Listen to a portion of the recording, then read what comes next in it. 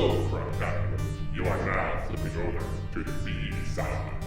There we go. Okay. Hello and welcome to Cinema Craptaculous Presents B-Sides, where we dig through the streaming pile of crap that the internet has to offer to find that rare gem. If you're liking the show, give us 5 stars on our iTunes or Spotify or wherever you listen to us. It helps get the Craptaculous word out there. This is Dave, and with me are my... Wow, that was a total fuck show in tone, right? Like Dave's like, naddily bladdity. Yeah, exactly. Words. If you're liking the show, give us 5 stars on iTunes or Spotify or wherever you listen to us. It helps us get the Craptaculous word out there. Oh, that feels better.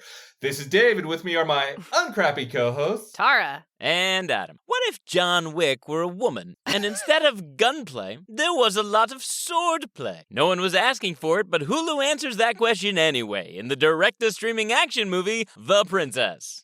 Sorry, I laughed. I didn't read that before you read it. Okay, here's how IMDB describes this movie.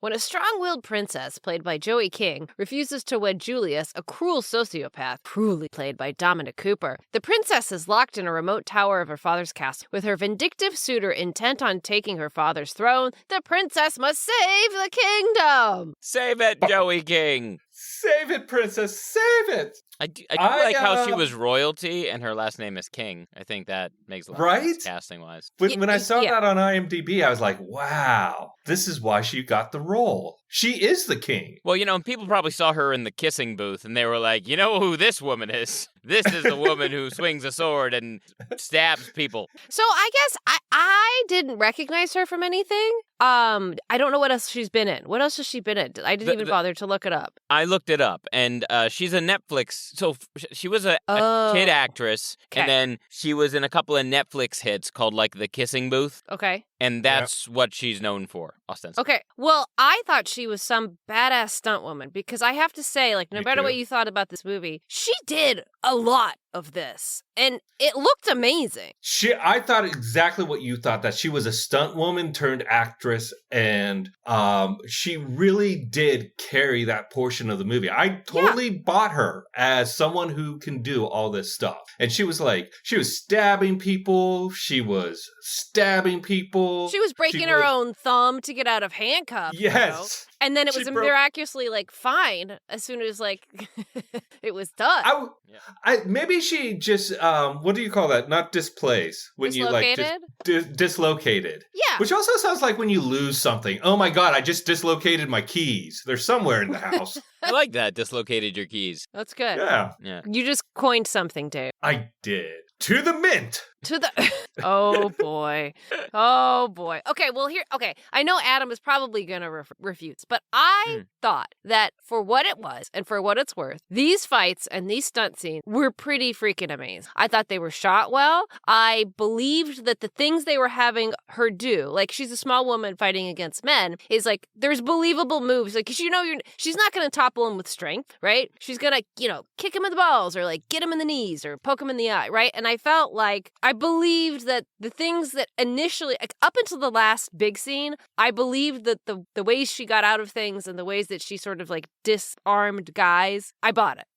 Yeah, it felt like she really tried to outsmart them. Yes. In the sense of using her own strengths greatly. Like, I may not be able to topple this guy, but I can slice his Achilles tendon. Right. Like, yes. But on the flip side of that, I'm not sure if I felt like it was as it was as not orchestrated, but dance moves. I'm really lost with words. Choreographed. It wasn't as choreographed as I wanted it to be. Like, I really wanted it to be John Wick meets D&D, and her to like have sword play in the way that there was gunplay in John Wick, where it's like a dance, and it was really good. It just wasn't so good that it elevated it out of what it was, which was kind of a cheap Conan the Barbarian. So I think Joey Break King this did a great. tie, Adam. I think Joey King King did a great job. She for did. what it was, I think she did well. I mean, she clearly trained for this. She clearly worked very hard. I didn't think the fights were good, and that's just looking at it from, I don't know, the number of times this woman is choked with one hand in this movie is staggering. And that's me saying one of two things. One, the fight coordinator had no idea what to do, or the fight coordinator or Joey King has a choking fetish. One of the two things is the reason. Or the director. Or the director has a choking fetish, because I don't have a problem with fantastical elements. You know, like Joey King all of a sudden being able to take out 30 guys with her sword. That's fine. But when, like, you pull off your pearls and you Home Alone them down the stairs and like 30 guys trip and fall. Or, like you said, Tara, she dislocates her thumb, pulls the thing, and then immediately just goes, I'm fine. And then in that fight, there's two guys in that room, and one guy straight up gets something put through his eye, and he dies before the other guy goes, well, I guess I'll get involved. Okay, yes, I agree.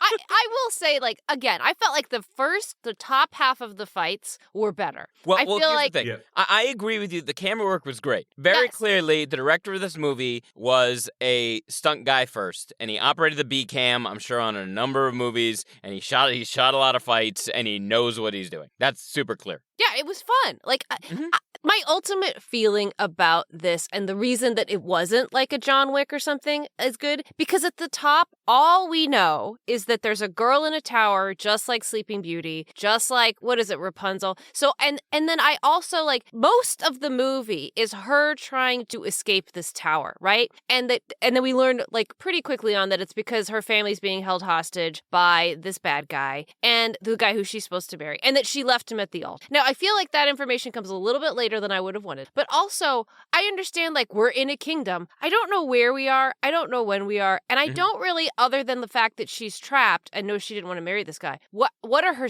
I don't know her stakes. I don't know why she's doing this. I don't know what the end game is. Where's she going to go? Besides saving her family. Okay, so say she saves her family. Cool.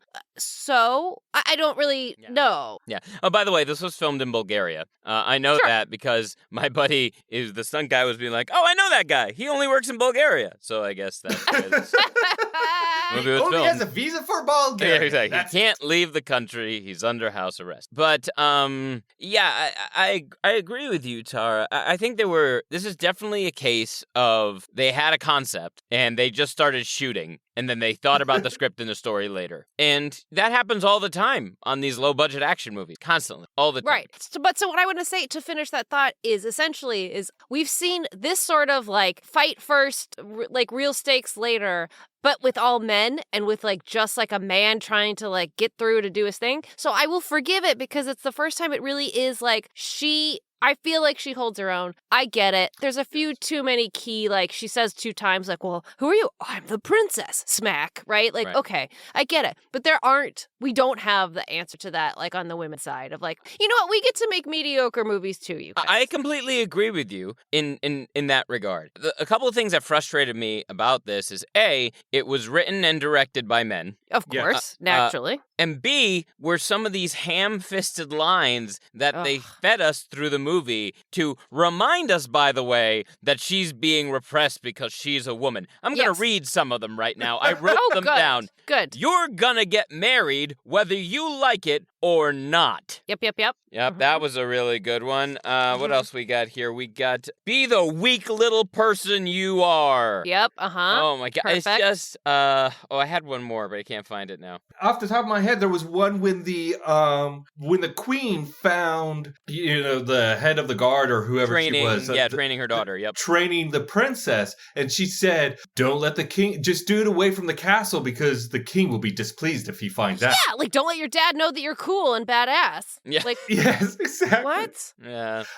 I desperately wish this was directed by a woman because I think it would have brought out a lot of different things. Right now, it feels like Joey King did a fantastic job in the role, but it does feel like a male, just a female stand-in for what a male director wants a female to be in a movie, as opposed to a female being a female in a movie. Sure. Yeah. I agree with you. I also want to go back to some of the other cast members. So Dominic Cooper, I feel, is probably one of our most underutilized. I feel like I have seen him do some work that is unbelievable. There is a movie. This is 2011. I just looked it up because I forgot what it's called. It was called The Devil's Double. Have you guys seen this movie? Oh, yeah. No. I loved that movie. So he plays twins, and he plays Uday Hussein. He plays like basically like a monster, and then like this, I forget, he's like a dictator. He's like a stand-in. He's a stand-in. Like he's the double. stand-in. Yes. Right. So So he just plays, in case it's an assassination attempt. Yeah. Yes, and he plays both roles. And he was,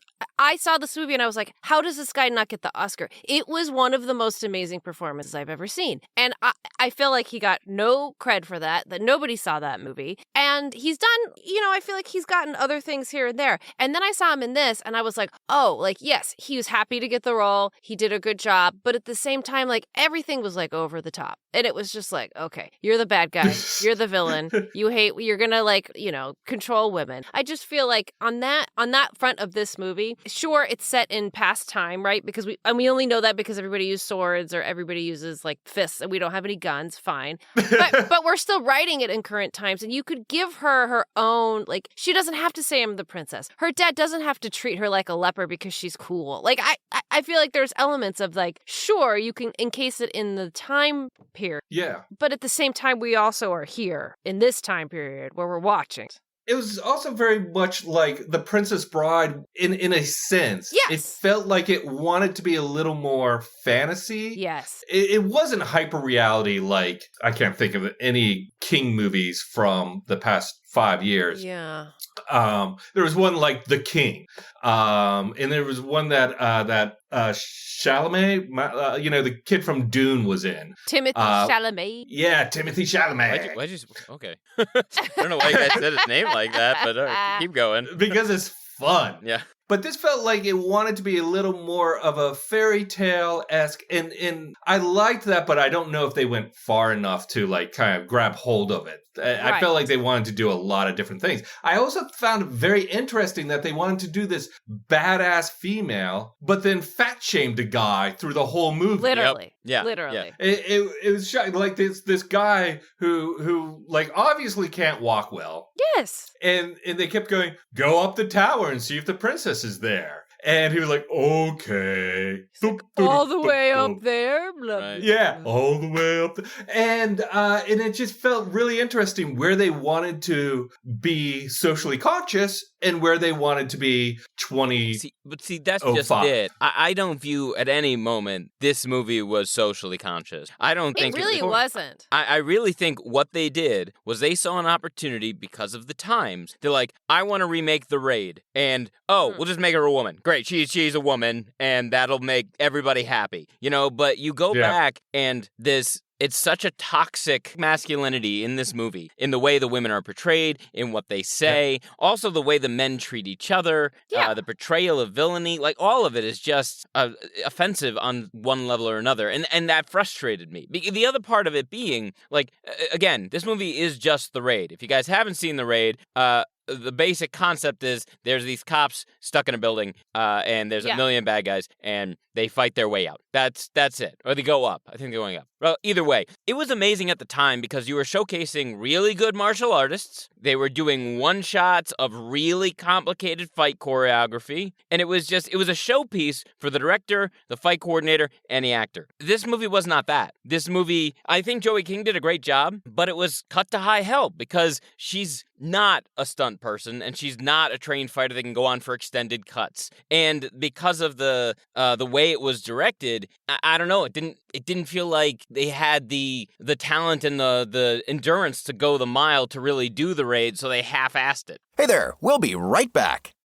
Hey, you guys, this is Tara, and boy, oh boy, do I wish I was about to talk to you about some super cool product or like a neat movie coming out, but I'm not, because America. Here at Cinema Craptaculous, we recognize that the medical privacy rights of millions of American women are no longer protected, and that safe and affordable reproductive care will not be accessible to women in every state.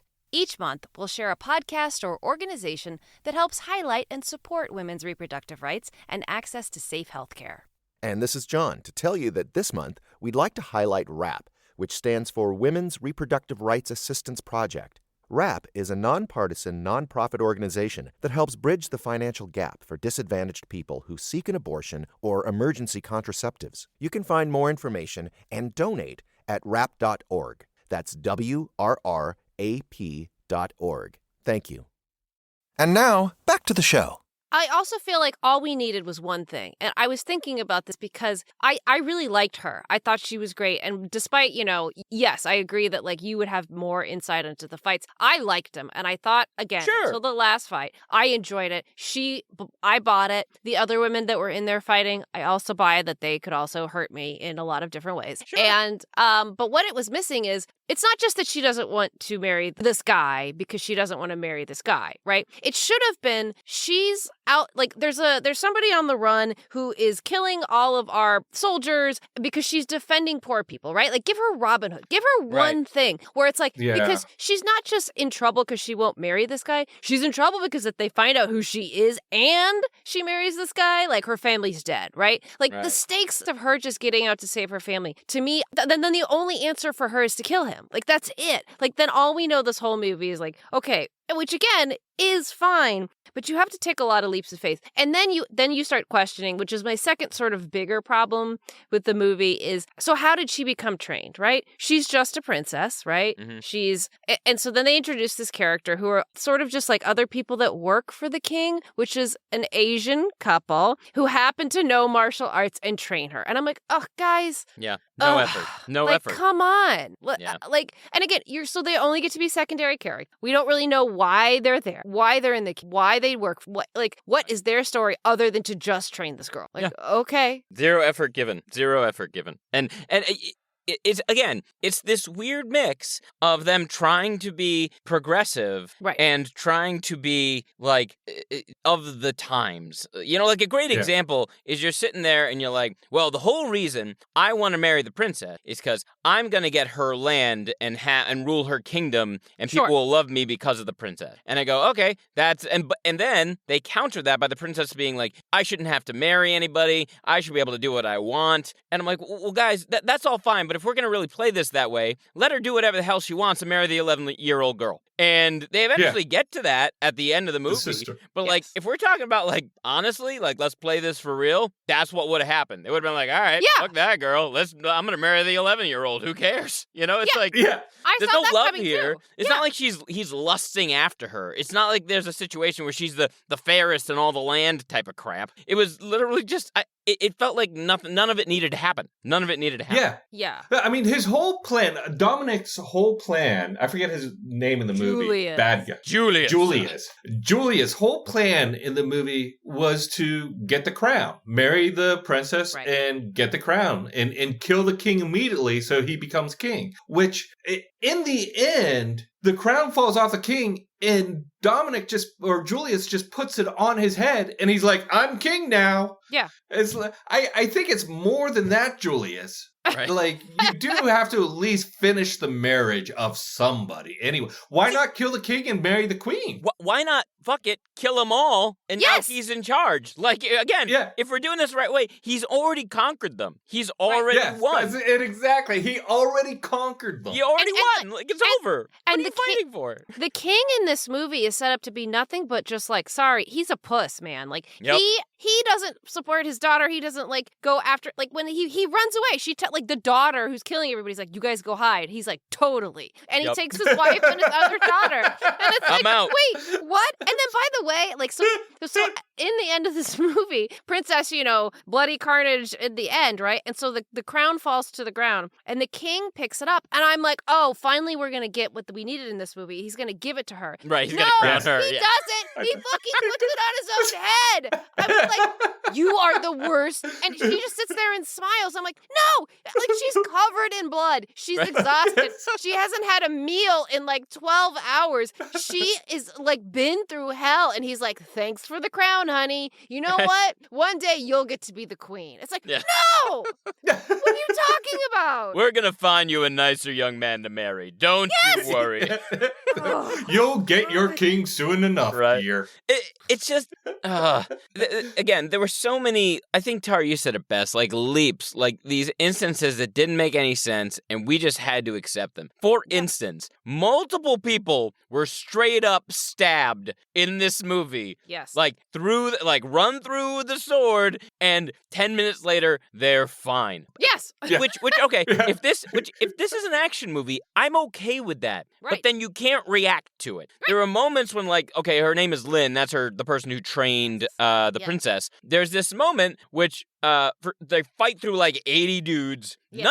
Only one guy has a bow, by the way, which is like a really poor planning. If you're taking a castle, like, just shoot him with a bow. But anyway, not the point. It's 2 women against like 80 dudes. I was like, okay, so just shoot him with a bow. Just shoot them with a fucking bow. But they fight their way all the way through this thing, and then they split up for some unknown reason. And Lynn goes to fight the king. Or not the king, the guy who's trying to become the king, and he stabs her. Yeah, big. Like through the middle. Yeah, and the princess is like, no, Lynn! And then, it resolves. And then her dad gets stabbed in the middle. And she's like, no, Dad!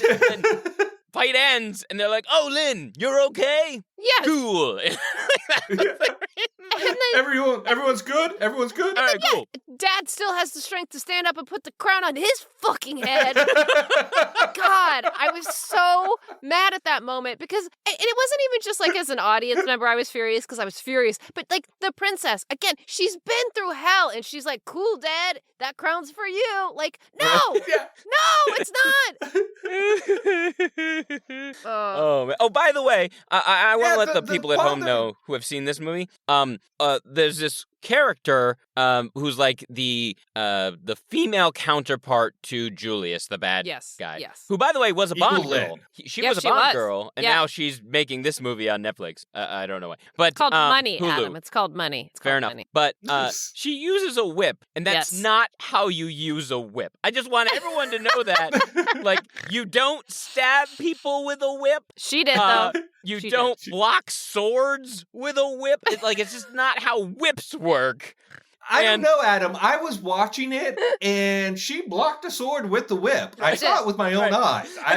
My favorite part about that character is, like, so she's, like, the female badass, right, on the bad guy side. And arguably, Lynn, who is better than the princess because she trained the princess, is kind of like the badass on the good guy side. And there's a scene where Lynn and the princess are escaping the kitchen, and she's got to go down into the sewer. By the way, medieval sewer with open cuts. She's dead before she gets anywhere. So much infection. For sure. But regardless. So Lynn's like, quick, princess, escape. I'll hold her off. And I'm like, oh, cool. And they're in a big courtyard. So I'm like, oh, cool. We're going to see the Lynn, and the actress's name is Olga. I don't know what the character's name is. They're going to fight. And they just don't. They follow her down into the sewer where I assume she gets infected by, all sorts of nasty shit. She just has gangrene by the time she comes up on the other side. Oh, I had this other theory with how Joey King got this part. She's really good at gasping. She is good at gasping. Every other scene, she's like appearing out of water, or she's like recovering from a blow, and she has to do that whole like that move, and she's like, got it. Like, she's got that gasp down pat. Yeah, she holds her breath twice in this movie for, like, absurd amounts of time. Yeah. Which, again, I am willing to make that leap with a character. Like, with the first time she did it in the bathroom scene, I believe it. Because you know why? She's gonna die if she doesn't hold her breath and she pops up out of that water. Okay, I believe those stakes. But, like, again, it's just there's too many things that I just, Again, they don't acknowledge, like, if they had acknowledged any of the physical pain that, like, for instance, there's a point where she's surrounded, she grabs the dude and she jumps 5 stories down using him as like a landing pad. Yes. And then rolls off. At which point, some other dude who's like, oh, she can do it, I can do it. And then he jumps 5 stories and they just kind of land and they're like, cool. Yeah. And I'm like, what do we know? Where's your, like, dislocated? Again, what's the rules of this world? If the rules of the world are, you can get stabbed and you're no longer hurt and you can fall 5 stories and not even be winded, like, then there's no danger. You're superhuman at that point. At which point, you're a princess who's superhuman. All of the stakes go out of this because you're no longer a weak little girl or whatever. I'm using air quotes. You can't see people at home. You're a weak little girl who can't do anything for herself. No, this woman is a wizard of some kind. She's a wizard because She's of the fighting time. Wizard. She'd have to be She's a witch. She's a witch. She's a witch. That would have been amazing. Can you imagine if, like, she had massacred half of his forces, and then they were like, she must be a witch, and then there's like there's like the Salem witch trial situation instead, like just a huge left turn in the movie. I would have really enjoyed that. I mean, it would explain because she has a sword a lot, and there's one scene where Whip Lady gets her around the neck, but she still has the sword in her hand, and I'm like, so to me, I don't know, cut the whip with your sword? But she doesn't. Again, the number of times they have, like, a stare down between the princess and another fighter in this movie is, like, I'd say 20 minutes of the runtime. And I feel like it's because the coordinator just didn't know what to do, Oh, yeah. I felt like they didn't know how to get fighters to her because for the first 20 minutes, it felt like they didn't know she had escaped. Right. Which I liked. And that's fine. Yeah, I really enjoyed it, but she was still running into random people up there. Yes. Like, and none of them really they all seemed like red shirts. None of them really had any kind of personality except for the tall dude with giant horns. Well, I loved that they were, like, just running around the castle. Like, this other enemy was like, hop, hop, hop, hop, hop, hop, hop, hop, up and down the stairs, not doing anything, I guess, except looting. But, but I swear to God, they're full-on sprinting around this castle. I'm like, these guys' cardio is impressive because they just fought a battle. And now, super impressive. They're just going up and down. Yeah. Like, again, I don't want to take away from the fact that I want more of this type of, right? Yes. Like, give me a young woman that could hold her own.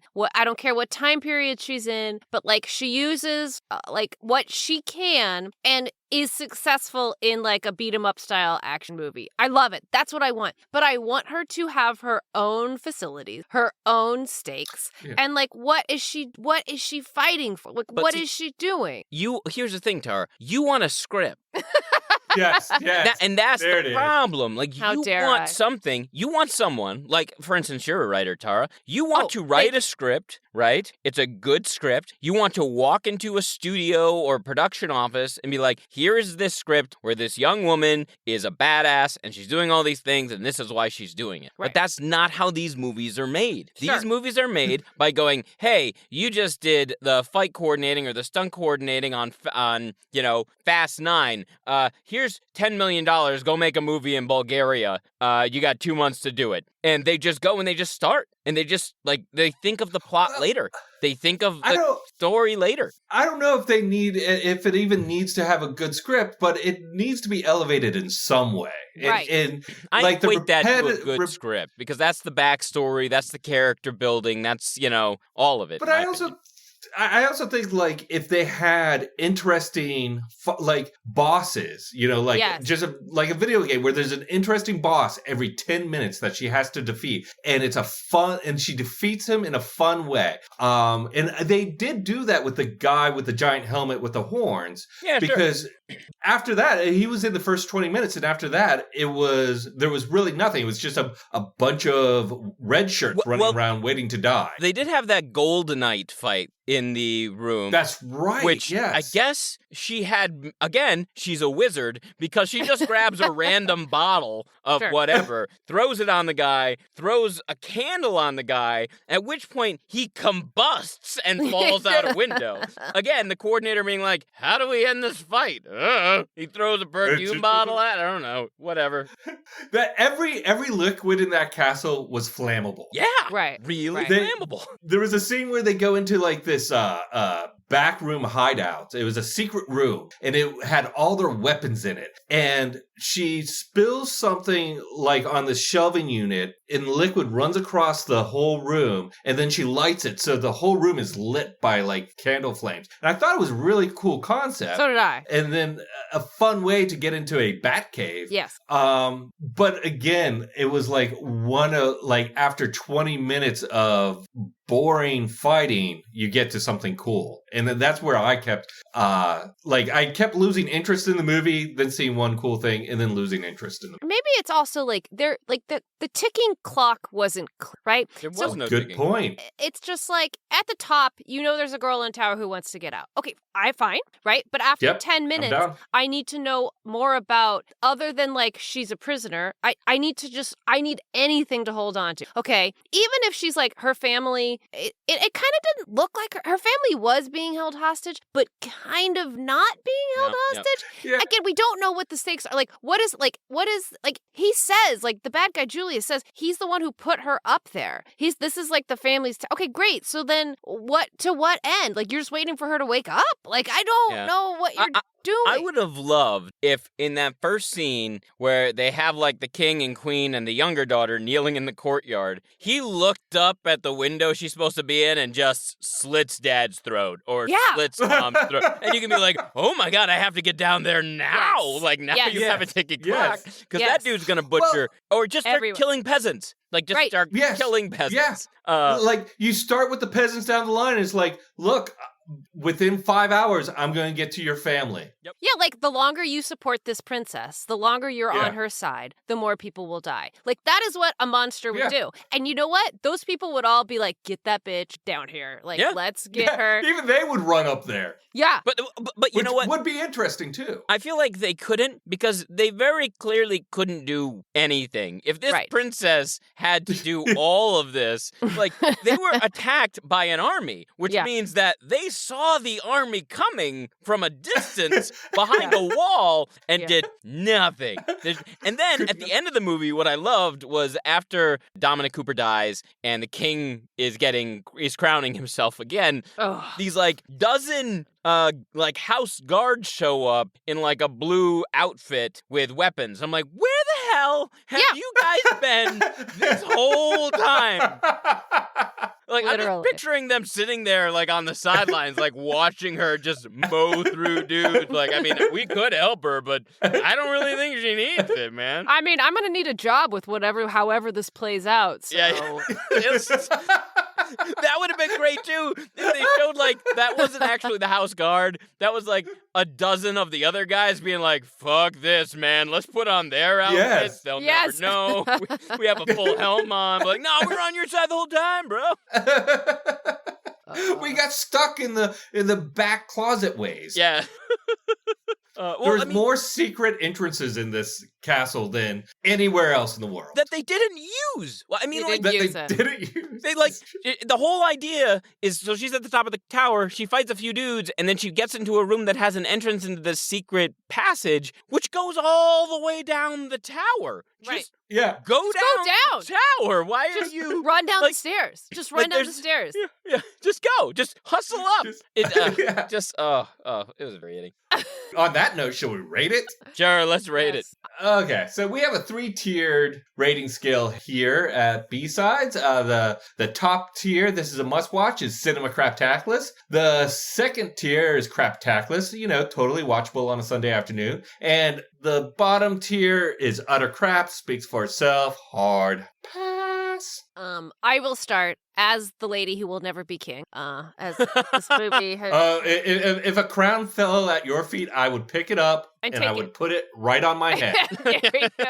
I would expect nothing less, Dave. I am probably, surprisingly, I'm going to give this movie a craptacular because I did find it fun. There were elements that were like fun and watchable. I really liked her. And again, I've watched so many shoot 'em up, kick butt men do this movie. Sure. It's like, no, girls, watch this one instead. Watch this one. I completely agree with you, Tara. I think this is a craptaculous.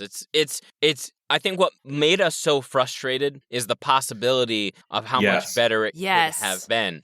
Because you have the talent in the lead. Like, she was doing all the action, and all this needed, besides a fight coordinator that wasn't obsessed with choking people, was a script of some kind and a woman behind the camera, and this would have been a really great movie. But yeah, the action's fun. Dominic Cooper is, he's fun to watch, and Joey King does a great job. So yeah, craptaculous. I think he's. I want to just say one more thing about him. I think that he is I think he's a phenomenal actor. Had he been given literally anything else than you're the bad guy, right? I think he would have done something pretty good with this. Agreed. I first of all, I agree with both of you. Craptaculous. I'm a little more hesitant on the craptaculous, but not so much that I'm going to downgrade it. I thought Dominic Cooper. I thought Joey King was fantastic. I really thought she did the stunts really well and the fighting really well. Sure. I thought Dominic Cooper did so much with so little. Yeah. I really felt like he brought a lot to it. Playing something out of a 1980s toy cartoon, his dialogue was no better than Skeletor or Cobra Commander. Yeah, I would say craptaculous. And I don't fully remember this movie, but Bridget Fonda was in a movie in 1993 called Point of No Return. I think it's the movie you want, Tara. Okay. It's on Tubi. Check it out. I could be completely wrong. Maybe we should do it for next time. Atomic Blonde. You guys, Atomic Blonde. Atomic Blonde. Was that Netflix? No, that was a theatrical release. That was a theatrical release. Yes. It had my future hall pass. It's James McAvoy. Which one? Yeah. How dare you? Which of the 50? James McAvoy. It's James McAvoy. Oh, okay. There's really only one. I thought it could have been Marsden, James Marsden. Could have been, what's his name? Liam Hugh Jackman? From 1985. It could be Hugh Jackman, though. It could be Hugh Jackman? McAvoy, though. It's James McAvoy. Okay, sorry, yes. If it was Hugh Jackman, I wouldn't be sad.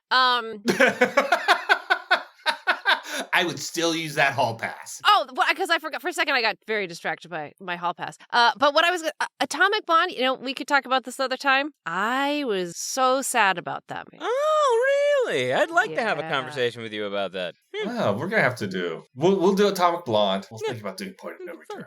Yeah. First of all, more women should direct movies and BDPs. That's also... And write scripts. Yes, and write completely scripts.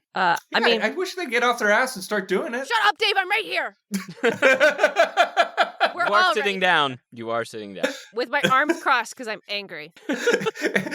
Surrounded by your robes. Yes, my closet is exactly where I want to be as a woman in Hollywood.